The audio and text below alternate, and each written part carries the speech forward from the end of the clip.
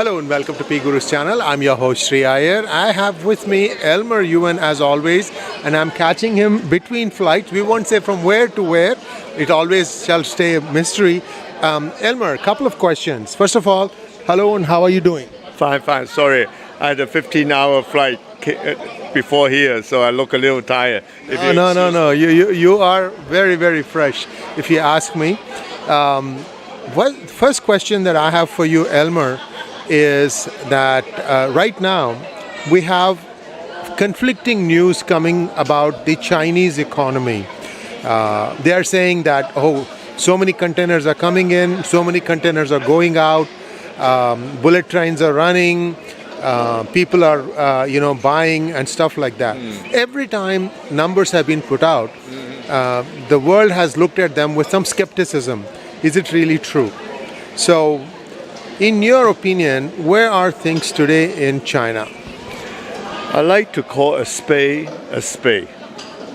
where it's a lie. Where it's a lie. The Chinese have been lying for 100 years. And you can check. I mean, all the newspapers who experience it, they know they're lying. Everybody knows they're lying, but because we're professional, we hate to use that word lie. Right. Because lying is for criminals. But then these guys are criminals. Criminals lie, and a gangster lie. This is normal.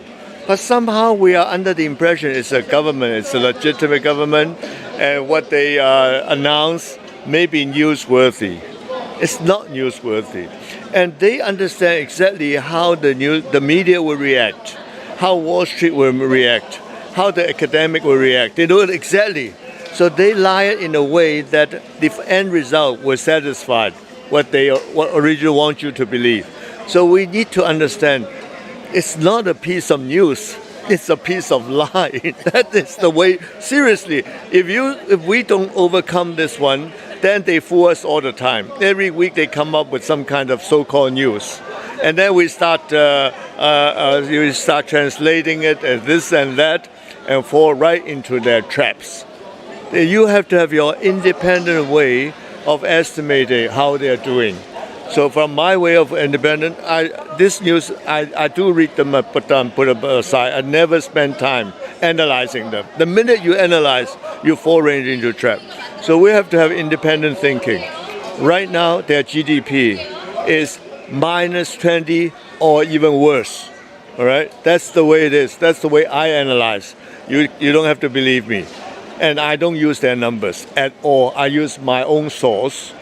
And then right now, you almost hear no good news. There are a lot of WeChat and TikTok from China. A lot of videos. All right, usually watch a video. There is no good videos. Everyone is bad.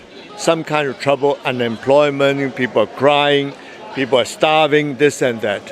When you see that, you know it cannot be good. If it's good, somebody will say, this is from the people, not from the government or from the party. So I might estimate easily worse than -20% loss in GDP. And I don't want to get caught up into explaining their numbers. Exports up 14%, and then GDP is up 4.5%. It's a whole bunch of lies. They've been doing that for 100 years. And the American always believed it. That's what really happened. It's very good strategy. And they need to lie, and then they need to talk up the numbers. So hopefully there are somebody who will give them a reason to invest in China. They do pay very high interest. And then they use all kinds of ways to get you to invest. Like Jack Ma, they get Jack Ma to go back and invite more people. They get Apple, Tim Cook, and they got Elon Musk to visit China. All these are gimmicks to get people to invest. And as you know, the funds, the institution money in U.S. are not run by very intelligent people. They're average, the school teachers, right? School teacher running the school teachers fund. Yeah, CalPERS. Yeah, and then who talked them into it? Wall Street. They're good salesmen. And I do believe there are kickbacks, all right? When these people invest, the guys in charge of investing get kickback. But very hard to prove. And they want to at least give some reason for the people to invest. Of course they know 95% will not. Even that 5% can add up to a lot. And they are counting on that. The debt in China is so huge. So everybody's worried. Everybody meaning the central government, the local government, the state companies, the public companies, the private companies, and individuals. Everybody's worry every day when they wake up is how to pay off the debt and the interest, because it's coming up. And the interest is building up faster than what the money profit they make. So as a result, there is nobody spending any money because they need to service their debt. And also, there is not going to be any investment in China. So hopefully they're hoping the foreigner, the suckers will come in and invest. And then they gave out these numbers for you to digest. This is exactly what's happening. I'm Chinese. I know how they lie. Okay, all right, we have the same genes. This is the way it is. I know how they think, how they lie. And your country or in the Western, it's different. Of course, American politicians are also very good in lying too, right? Different kind of lying. But I know the Chinese lie. So this is why I'm advising you not even to spend time analyzing it. Please. So, couple of data points on why you believe what you believe in. One thing that we were talking about was that somebody wants to go buy a house. Now, for the last several years now in China, the ability to be able to know somebody in a bank who will give you the money was the criteria more than how much you could pay as a monthly payment. Now, how much of the real estate in China was bought this way, where because somebody knew somebody who happened to be in the bank and got a loan? What, in your opinion, was like, let's say, is it 50% like that, dodgy loans? 1 year ago, now the situation is dramatically different. 1 year ago, because the price was going up, people can lay their hand on any money and try to buy more. Because the more you buy, the overall so-called appreciation is more. So that's the story then. They don't really care about whether they are serviceable or not. They bribe the bank officials into delaying so they don't have to pay their money on time. But now the situation has changed because the price is dropping, right, dropping like a rock. Right. So what they have to do is they have to divest. There are people with money. Maybe there are about 4 or 5% of the Chinese do have money. They pay off their loan. They don't want to be indebted. They know if the price is not going up, they want to liquidate and pay off their loans and hold as little as possible. So right now, there is nobody even come and look at the building. Nobody offering any price. You know, it's not that you can sell cheaper and then you get rid of it. Nobody's offering because they want to hold on to their cash. Everybody in China and outside China understand the value of cash. Even in the States right now, nobody's buying property because interest rate keep on going up. They rather hold on to their cash. This is normal, and in China even more. They're holding on to their cash because the situation is so severe. So there is no buying property. Price is dropping. There is no market. Let's put it that way. There's no market.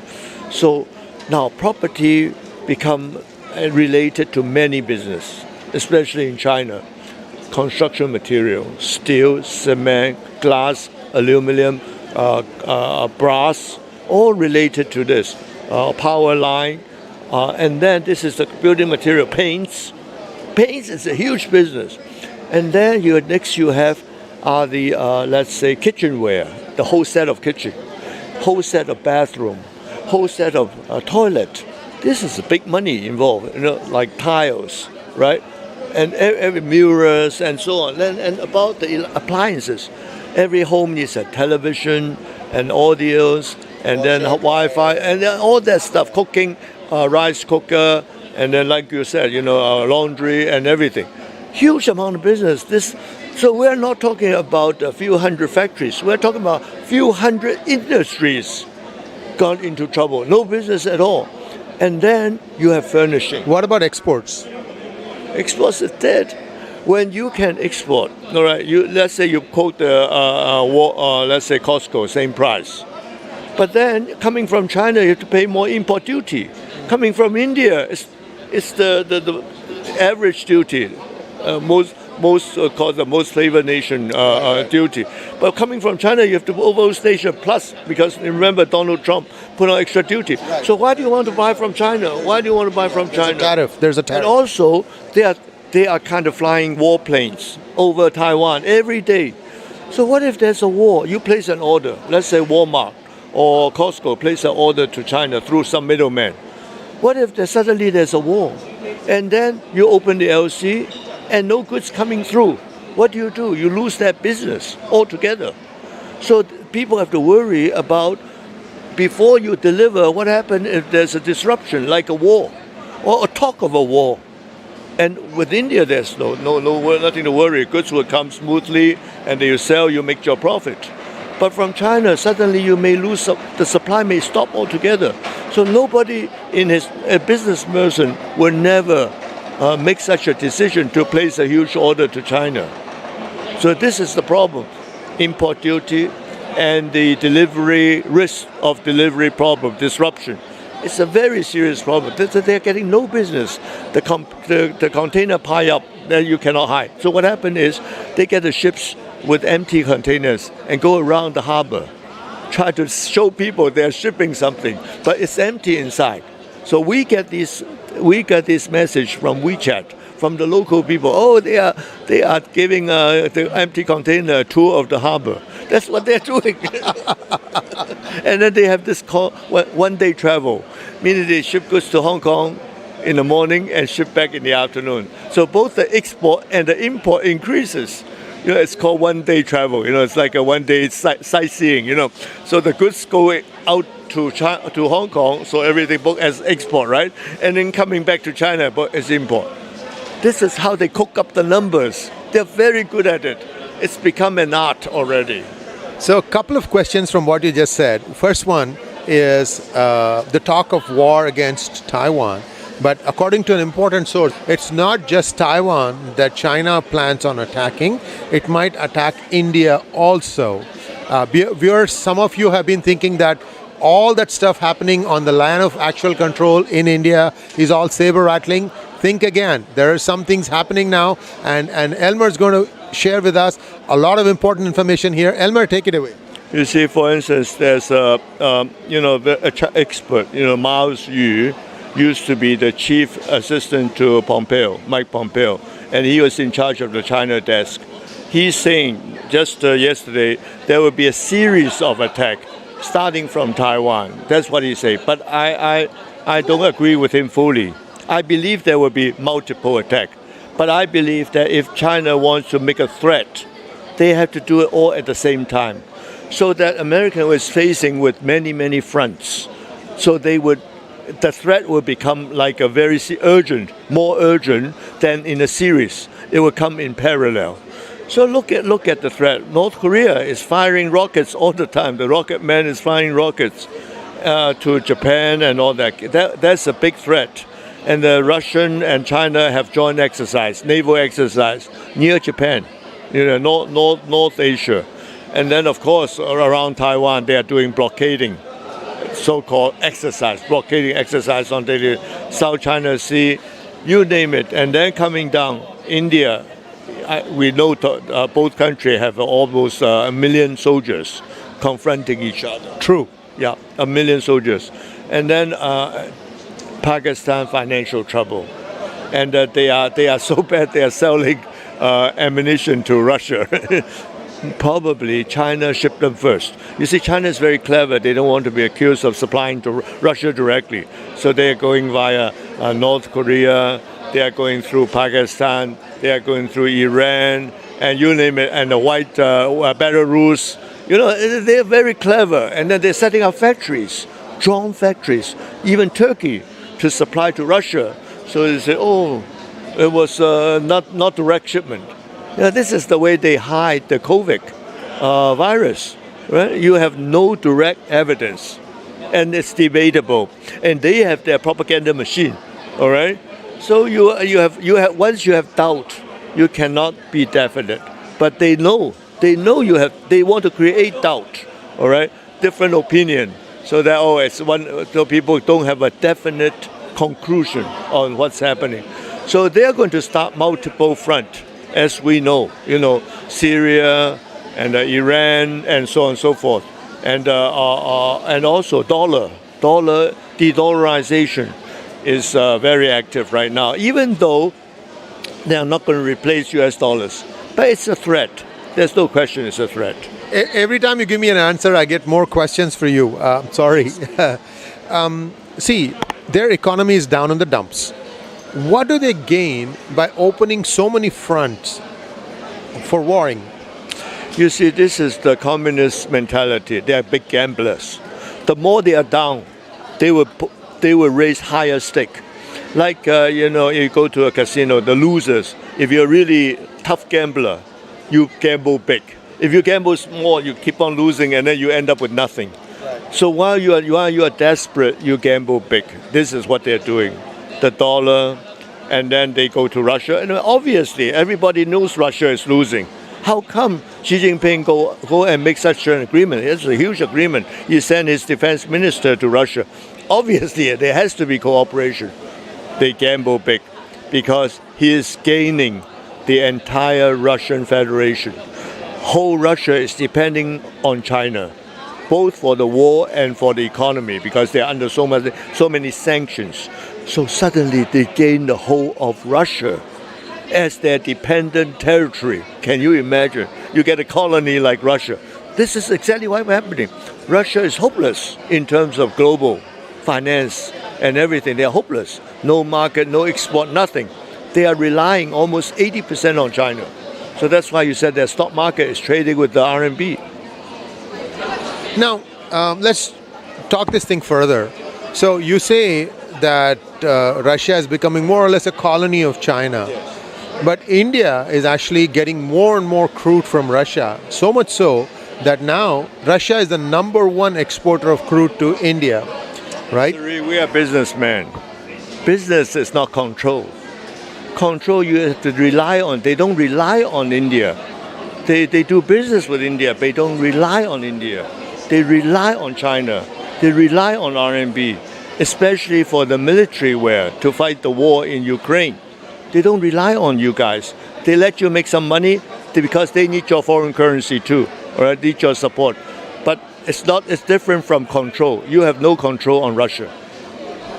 A couple of other questions and we'll wrap this thing up. This conversation is really going excellent in my opinion. A couple of other questions. One is this BRICS new development bank and BRICS currency. Now, if China is having so much trouble, and then let's say now they are claiming that Saudi Arabia is dealing with them in RMB, that Iran is dealing with them in RMB. Let's set aside Iran for the moment. Saudi Arabia is more of a neutral party. He'll sell to anybody. Why is Saudi Arabia taking yuan for their crude? Because they don't have a choice. U.S. is not buying oil from them. So they take yuan, and Saudi Arabia is also a huge importer of Chinese goods. I mean, after all, Chinese is the biggest manufacturer of anything in the world. So True. Saudi Arabia will have to buy something from China. They buy anyway every year. So they use the RMB to buy from China. And the new development bank, and together with China, their policy, how to make yuan or RMB as the global trading currency. Whoever they are constantly, every year they're importing, let's say the OPEC nation, they have oil, right? So if you want to sell to China, China is willing to pay you 1 year upfront in RMB for your oil. Advance payment. Advance payment, 1 year upfront. So what do you do with that money? You buy Chinese goods. If you go to China to buy, suddenly the economy start working. Then you're going to talk about real growth when you're buying. So they give you a loan, basically give you an advance payment of RMB, and then they activate the entire business because it's way down. Suddenly the demand increase, global demand increase. This is the way it works. People are greedy. When you give money up front, they don't like to spend it. And China still has the biggest manufacturer in the world for goods, right? And pretty good goods. For USA, the quality may not be the best, but for lots of countries, The quality is good enough. Electronics, television is great. All that stuff. Furniture, Chinese furniture is very up to date. Kitchenware, toiletware, very, very good. So they're buying big numbers. So if they buy, then China's economy will recover. That's what they're counting on. So don't look at them as they are very clever in a way. Otherwise, so they wouldn't become. They're not really number 2 in the world, but they are almost there in terms of economy. They're very strong. So they have solutions. They are not just sitting there waiting to get poor. They have their solutions. Now, what is the United States doing about it? First of all, they have turned away from Kingdom of Saudi Arabia. They believe that they can source the oil for the Western Europe, not just themselves, but also for the Western Europe. And they have been draining their strategic petroleum reserves. They are down by 2/3. They only got 1/3 left. So US is draining itself. US sees that China has 30-year natural oil gas deal with Qatar, 30 years. And what you said, perhaps the same kind of advance payment. So they have lock on that market. They are now trying to get a lock on Saudi Arabia's petrol. What is the United States doing? US, to be honest with you, has no policy against China. They only react. All right, they react to a little. Even the chip control, they are trying to limit the chip, full of holes. That's why China is still getting all the Intel chip. The Intel chairman was in China last week. Intel, of course, we know they are the 3rd one in the GPU. Yes. All right, and they're not so sellable. They're hoping that they can sell more GPU to China to save their neck. The Intel the GPU is the business of the future. So it's again full of holes. So China buying a lot of chips, Hong Kong buying a lot of chips, and tranship to Russia for their weapon. How come everybody, even if I know, the CIA knows, who am I to inform? They know everything, but let it happen. There's no policy. They're full of holes. So many, they are not really determined to fight China. The only fortunate thing is US military is 20, 30 years ahead of China. And also their financial, so-called capital market is maybe also 30, 40 years ahead of China. This is their strength. Otherwise, it has no policy. Right now, the whole Biden family lives on China. I mean, they got $30 million in the last 10 years. They've been spending that money. That's good enough to keep them another 10 years. Viewers, a lot of stuff being shared. As always, Elmer is very candid with what he says. And, many of you may ask, where is the proof? Well, the proof is in the fact that the lie continues and the United States appears to do not much about it. And I'm still waiting to see what's going to happen about Hunter Biden's, all the different corruption cases. Now, there's a bigger problem. Outside of all this stuff, there's an even bigger problem, and that is of fentanyl drugs getting into the United States from Mexico. I'm also hearing that a lot of Chinese communists, mostly men, are being pushed through Mexico into the United States. A few hundred a day. You see, right now there are a few thousand a day coming through the Mexican border. Out of them, at least 10% are Chinese. And I would say half of them are spies. Half of them are real immigrants. They have to go all the way to Central or South America, take a boat up to Mexico, and then get detained for about 3-4 weeks. And when they release, they would walk up to the border. Cost them about $20,000-$30,000 US per person to pay the smugglers. Yeah. And this is, of course, horrible. I don't know what. Again, no policy. U.S. have no policy for the southern border. And the fentanyl is such low-cost drug, yet powerful. So this is really replacing all the other drugs. No need heroin. No need the other pills. No need. This can make into so many versions and so many packagings. So this is a huge profit to the Mexican government officials, and then to the drug cartel, and also U.S. lot of corporations are involved. They say the profit coming from this drug is far more even than the oil company. Talking about tens of billions of dollars a year of profit. And it's not stoppable because there's so much money involved. So over 100,000 people are dying every year. It's very serious. It's like going to war. You lose a war every year. And this is, you tell me what kind of policy this country has. There's only one Republican presidential candidate who's been talking about fentanyl and the need for the United States military to start policing its border vis-a-vis Mexico. Nobody else is even talking about it, unfortunately, at least at this point of time. And we are just trying to create some awareness that this is a clear and present danger. Some silver lining in the cloud. I don't want to be all doom today. Silver lining is the Chinese economy is really tanking.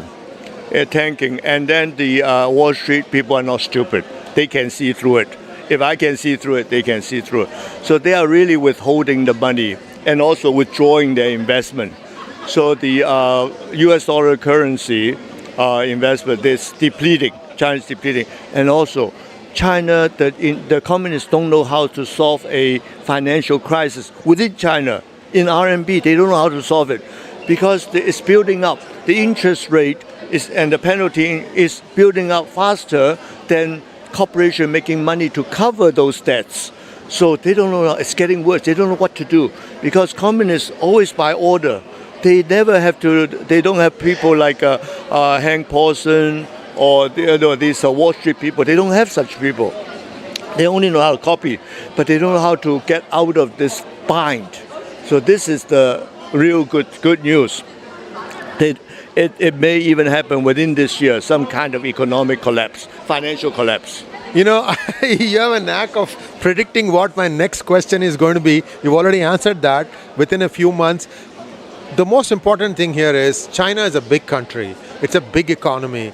Even though we are saying for the last 12 months now, I think we've been knowing each other for 12 months, we've been saying that China has a lot of problems. Yet, on the surface, it's not visible. However, one of the problems that people of Hong Kong are facing, last question, sir, last question. One of the problems that people of Hong Kong are facing is they went and bought a lot of property in mainland China. Now, Hong Kong has also become like China and they want to leave, but they cannot.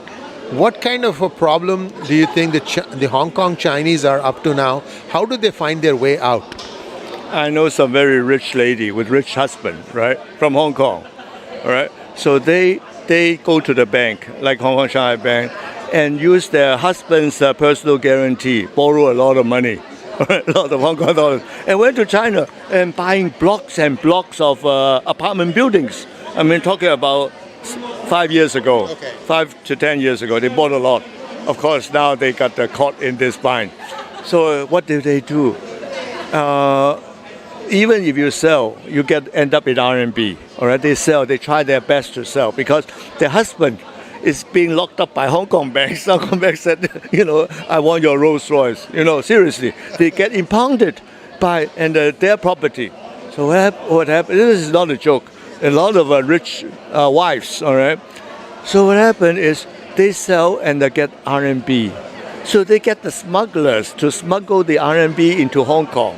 And as you know, RMB is only in 100 yuan per note. The highest is 100 yuan. So they're talking about huge containers of cash coming to Hong Kong. Say, go to Shanghai, Hong Kong Shanghai Bank. They say, this is all I have. You better take care of it. Even though I know this is RMB, but I'm repaying you better than nothing. So Hong Kong Shanghai Bank has to find a way to digest the RMB.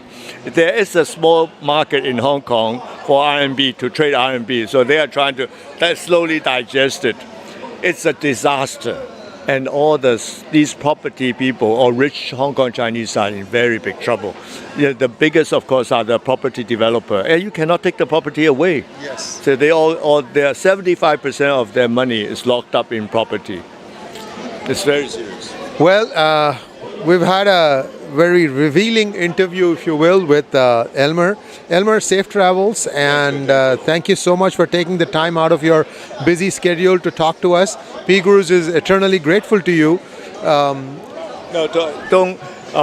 Their economy, your economy is growing nicely, slowly, nicely. But let's say you are growing, let's say, I would say 6-7%. My guess, all right? Right. I can guess very well. I don't need those statistics. China is dropping like 20%. I can assure you. And they never had a healthy economy because everything is based on debt. The whole country was built on debt. The prosperity was built on debt. And when debt becomes due, I mean, Indian people understand what that is. You have loan sharks, right? That's what they are facing now. Thank you so much, Elmer. And viewers, please like, share, and subscribe to our channel. Don't forget to click on the bell button for notifications.